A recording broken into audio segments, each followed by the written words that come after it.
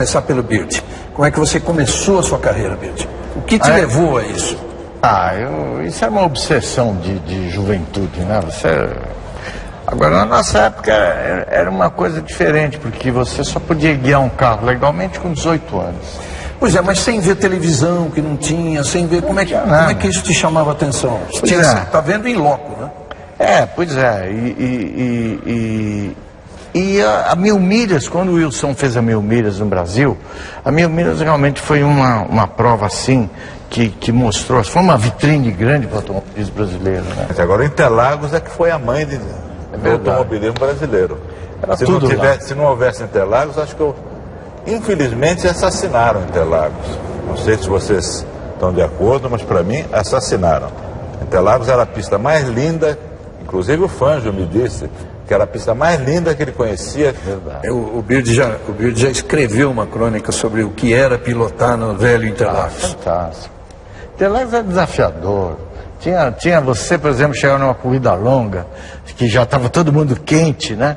Vinha alguém te perseguindo ali, você ficava esperando a curva 1. Falou, pô, na curva 1 vou me livrar desse cara. Então você fazia a curva 1 de pé embaixo, se arriscava e dava para fazer alguma coisa, né? O Beard, hoje destruído. E esse seu estilo de guiar de lado?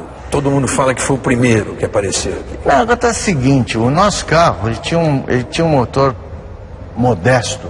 E era uma carroceria aerodinâmica, e a gente tinha material à vontade. Isso na época do DKV? Na época da Berlinette. Da Berlinette. Porque andar de lado é a Berlinette, né?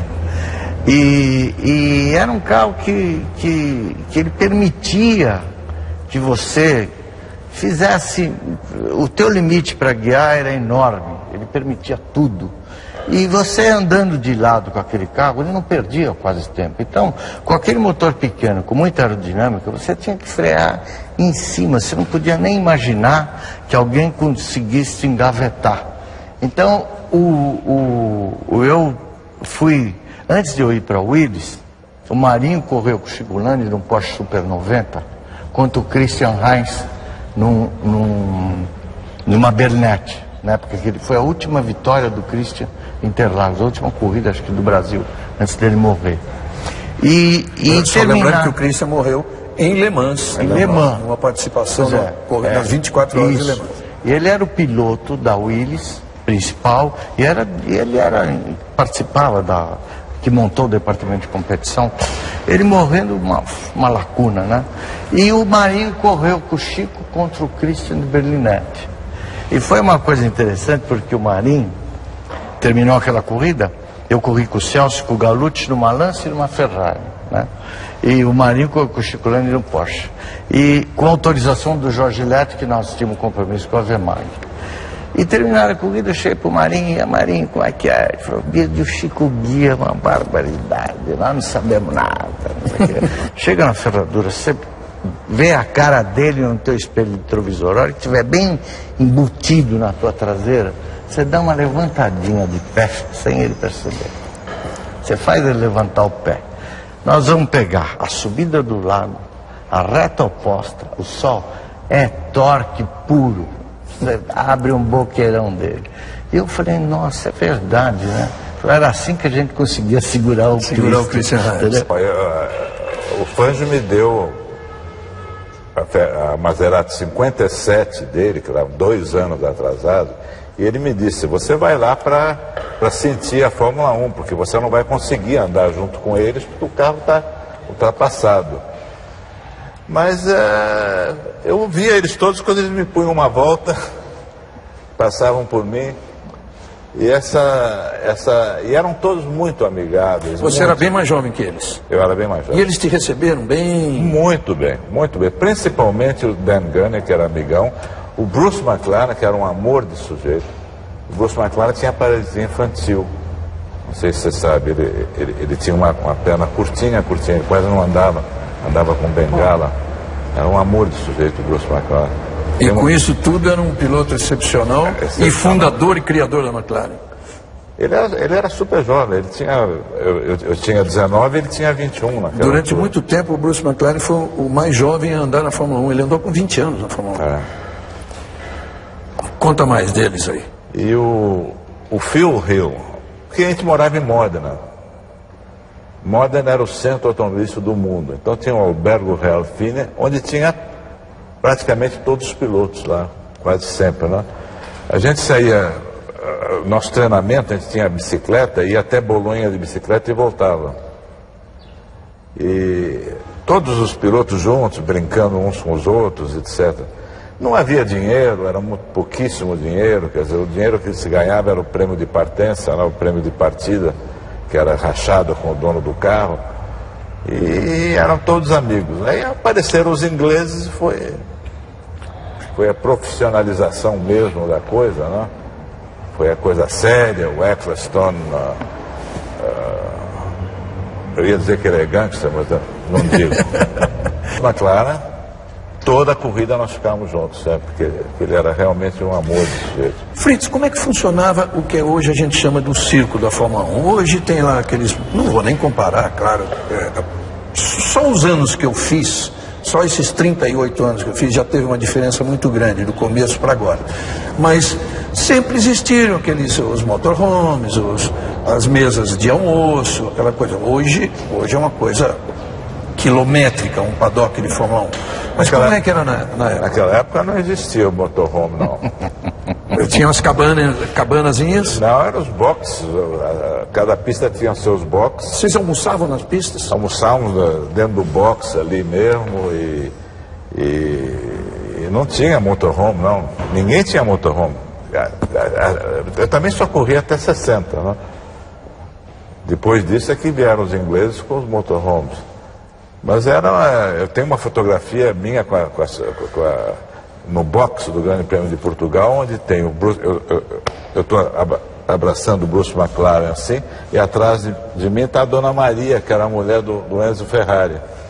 E o box era uma coisa de madeira assim, tal, com 3 mecânicos da Ferrari, era o que tinha.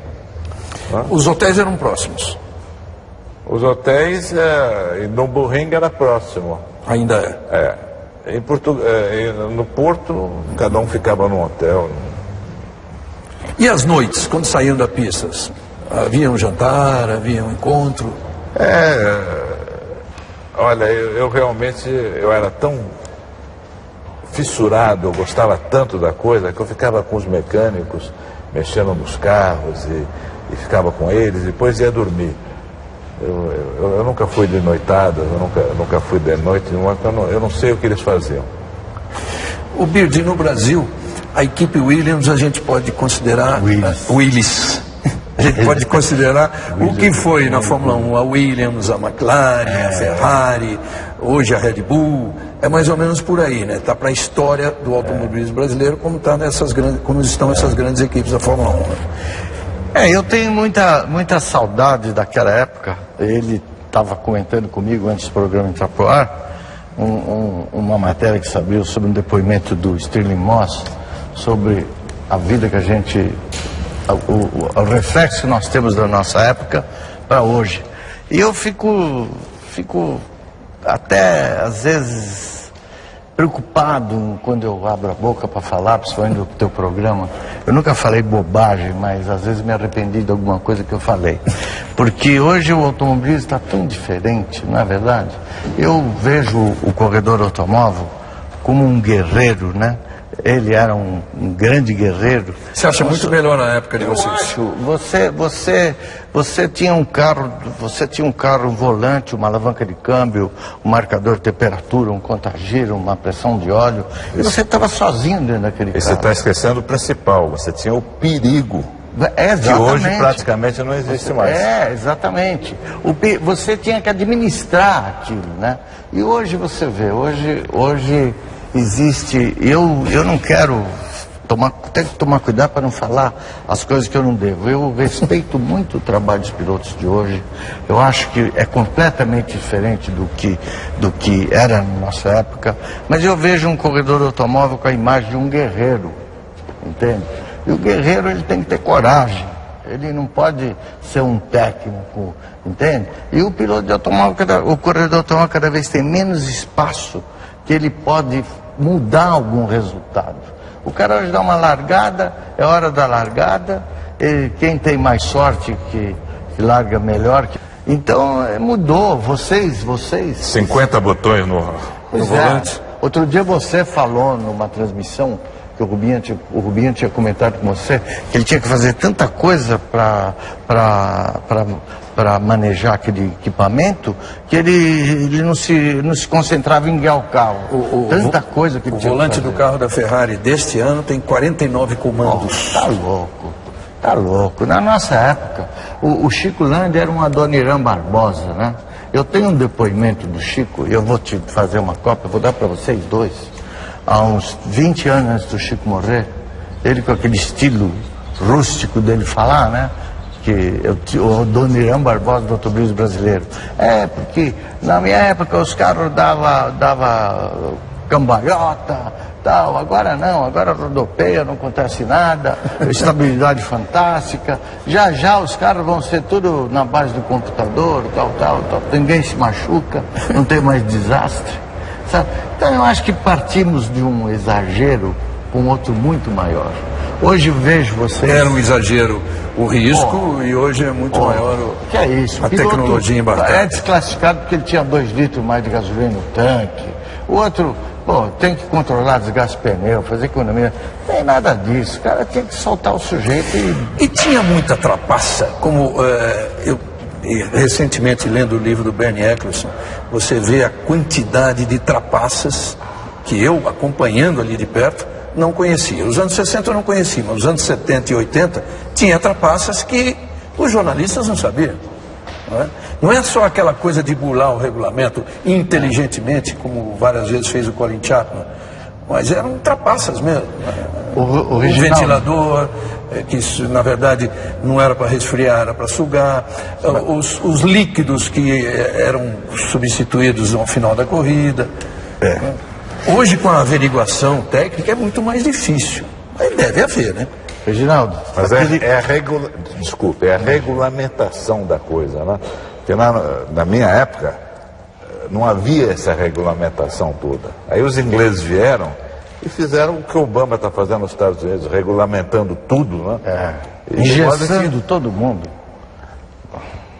Você sabe por que o Stanley Moss nunca correu de Ferrari, não? Não. Porque em 1951 a Ferrari contratou-o para correr em Bari. Ele pegou o carro e atravessou a Itália inteira, chegou em Bari, viu o carro, entrou dentro do carro, veio o mecânico e falou: quem é você? Ele falou: não, eu sou o Moss, eu vim correr. Ele falou: não, esse carro é do Taruffi, a Ferrari esqueceu de avisá-lo.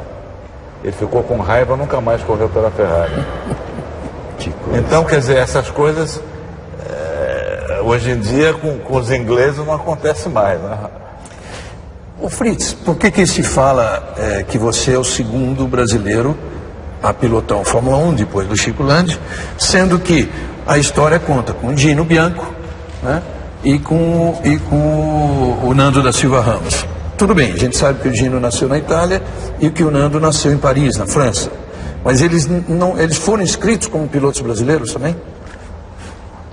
Que eu saiba, eu não sei, porque isso foi antes da minha época, entende? Eu conheci o Nano, ele é um francês, passaporte francês. E conheci o Gino Bianco, porque ele tinha uma garagem lá no posto 6, em Copacabana, e ele era um italiano, um passaporte italiano.